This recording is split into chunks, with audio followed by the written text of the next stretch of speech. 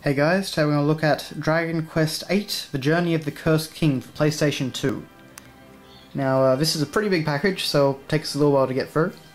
So, on the cover here, we've got this very nice Toriyama art. So, the main hero character, Yangus and Jessica, and King Trodane, and the princess, and Slime, and all of these different things, and your little mouse. It's very nice, colourful cover art, and really just looks nice, basically. As does the logo with the cool-looking crown.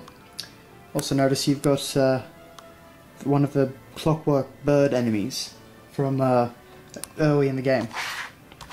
And as you can see down here, it's rated PG, so it's the Australian version. Mild fantasy violence and gambling references. And naturally, of course, it's made by Square Enix. So on the side, just the same thing again, nothing that interesting. And on the back, pretty nice layout and pictures. So showing off the tremendous scope of the world of Dragon Quest VIII. I mean, it was absolutely gigantic, even now, really. And scenes from the battles, looking far more dynamic than they ever had in the series before. And really nice, showing off a really nice cel-shaded art. So that's fun. Then inside we have the disc. Now it probably won't show up on the camera so well, but the disc, like the print of the disc, really is the main thing that lets this package down a bit. And I say that because to me it actually looks kind of like the quality of a bootleg. I'm pretty positive that this isn't a bootleg copy at all, but I don't know, the printing quality is just really bad. Just not what you normally expect to find on a high-profile PS2 game. But anyway, so that's that. Then moving on, we have, first of all, the manual, which is fairly thick for a PS2 manual. It's in full colour. We use screenshots and art to illustrate everything. So there's Dormagus, and there's a map of the whole world, which is pretty damn nice.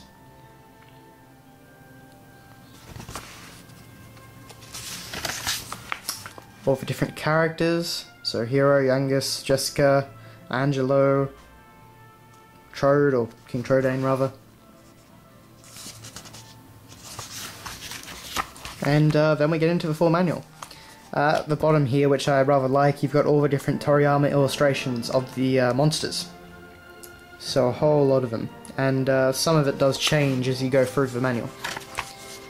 So as you can see here, different lot of monsters again. So things like that really show that they put a lot of time and effort into making this manual. It wasn't just an afterthought, something they had to put in. But, it explains the game in full, and there were certainly a lot of things to talk about in Dragon Quest VIII. Personally, it's definitely my favourite Dragon Quest game, and definitely one of the best PS2 RPGs that you could possibly find. So, the paper actually also feels rather, I don't know, it's got a bit of texture to it, and it's a bit glossy. So, very, very nice work. Particularly as, we're getting to the point where you don't have manuals like this anymore. And on the back, of course, we've got a whole lot of monsters surrounding him again.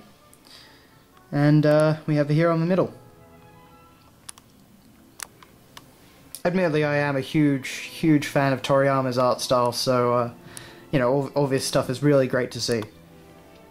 But, moving on, we have this little ad here. So the same sort of piece of artwork that we saw on the back of the manual. And inside we find out it's an advertisement for the Brady Games Guide. And we see a few scenes there. We've got some artwork of the mouse up there. As far as adverts go, and I mean all the old PS2 games, particularly the RPGs, had these sort of things. It's fair enough, it's nice enough. I certainly don't mind having it. And speaking of the game guide, I have it here. This is a, as you'd imagine if you've played Dragon Quest VIII, it's a pretty hefty game guide. But we've got lots and lots of art, even of all the weapons and such down here.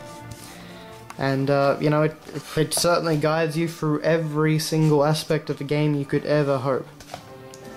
So, you know, if you're a fan and you like all the art and his art for all the monsters in the game and all that, I mean, certainly it's worth picking this up. I actually, when I bought the game, I got the manual, not the manual, sorry, the guidebook, so that worked out well. And it just keeps going. You've got maps for all the different areas, and screenshots of everything, and, you know, this all the armor shops, and all the different, you know, item upgrades, and all the side quests, and there's really everything in here. It is one of my all-time favourite guidebooks.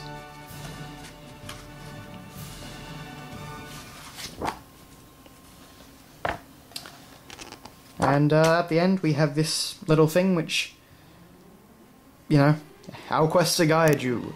Check out all our other manuals for Final Fantasy VIII, 9, 10, 10-2, Crystal Chronicles, Kingdom Hearts. Yeah, basically all the Final Fantasy games. So,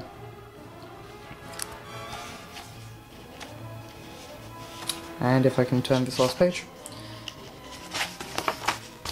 we have a big fold-out map. So, a bit more detail than the one in the manual, but basically the same illustration. So that's really nice. An explanation of all different things. And credits. So yeah, that's the Dragon Quest VIII guidebook. Definitely worth picking up if you are a fan of the series.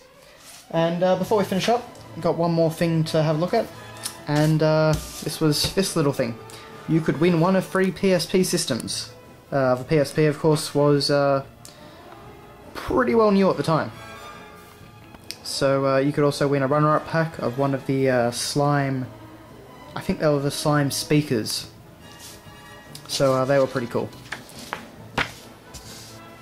But yeah, you got all the slime motif and all the excitement about the PSP. You know, immerse yourself in 3D gaming, watch a full-length movie, view your photos, listen to music, or even browse the internet via a wireless connection. And 10 runner-up packs of exclusive goodies, which will cram full of Dragon Quest merchandise, including a PlayStation 2 slime controller. Oh, sorry, okay, that is actually a controller. I wouldn't really like to use it, frankly, but, you know, it looks really nice anyway. What influenced you to buy this game? So it's the usual survey that they send out with Square Enix games. But, yeah. So, that is Dragon Quest VIII for the PlayStation 2. Thanks a lot for watching, guys, and see you later.